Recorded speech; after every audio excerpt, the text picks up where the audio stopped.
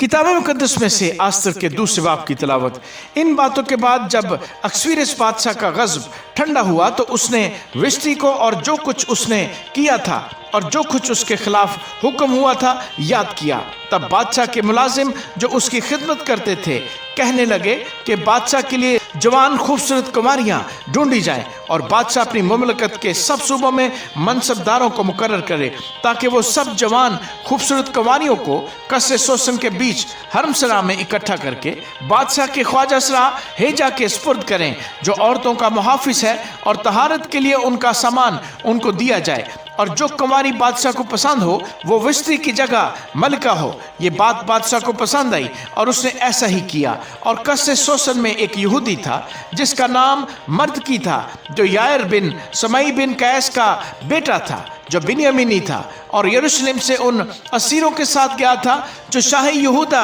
यकुनिया के साथ असीरी में गए थे, जिनको शाह बाबल नबूकदनेस्सर असीर करके ले गया था। उसने अपने चचा की बेटी हदसा यानी आस्तर को पाला था क्योंकि उसके माँ बाप न थे और वो लड़की हसीन और खूबसूरत थी, और जब उसके माँ बाप मर गए तो मर्दकी ने उसे अपनी बेटी करके पाला। सो ऐसा हुआ कि जब बादशाह का हुक्म और फरमान सुनने में आया और बहुत सी कुंवारियां कसरे सोसन में इकट्ठी होकर हेजा के स्पुर्द हुई तो आस्तर भी बादशाह के महल में पहुंचाई गई और औरतों के मुहाफिज हेजा के स्पुर्द हुई, और वो लड़की उसे पसंद आई और उसने उस पर मेहरबानी की और फौरन उसे शाही महल में से तहारत के लिए उसके सामान और खाने के हिस्से और ऐसी 7 सहेलियां जो उसके लायक थी उसे दी, और उसे और उसकी सहेलियों को हरमसरा की सबसे अच्छी जगह में ले जाकर रखा। आस्तर ने ना अपनी कौम ना अपना खानदान जाहिर किया था क्योंकि मर्दकी ने उसे ताकीद कर दी थी कि ना बताए, और मर्दकी हर रोज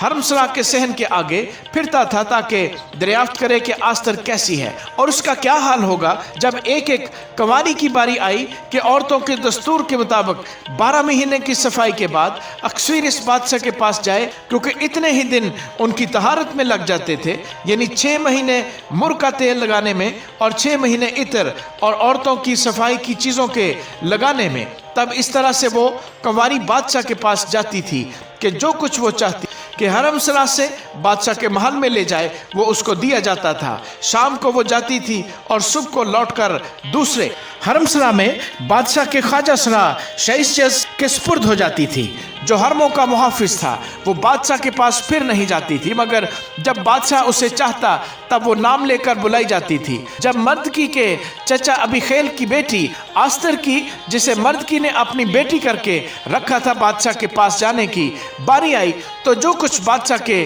ख्वाजा सरा और औरतों के मुहाफिज हेजा ने ठहराया था उसके सिवा उसने और कुछ न मांगा, और आस्तर उन सब की जिनकी निगाह उस पर पड़ी मंजूर नजर हुई। सो आस्तर अक्सवीरस बादशाह के पास उसके शाही महल में उसकी सल्तनत के 7वें साल के 10वें महीने में जो तईबत महीना है पहुंचाई गई, और बादशाह ने आस्तर को सब औरतों से ज्यादा प्यार किया और वो उसकी नजर में उन सब कुंवारियों से ज्यादा अजीज और पसंदीदा ठहरी। बस उसने शाही ताज उसके सर पर रख दिया और विस्ती की जगह उसे मलका बनाया, और बादशाह ने अपने सब उमरा और मुलाजमों के लिए एक बड़ी ज़ियाफत यानी आस्तर की ज़ियाफत की और सूबों में मुआफ़ी की और शाही करम के मुताबिक इनाम बांटे। और जब कुंवारियां दूसरी बार इकट्ठी की गईं तो मर्द की बादशाह के फाटक पर बैठा था, और आस्तर ने ना तो अपने खानदान और ना अपनी कौम का पता दिया था जैसा मर्दकी ने उससे ताकीद कर दी थी, इसलिए कि आस्तर मर्दकी का हुक्म ऐसा ही मानती थी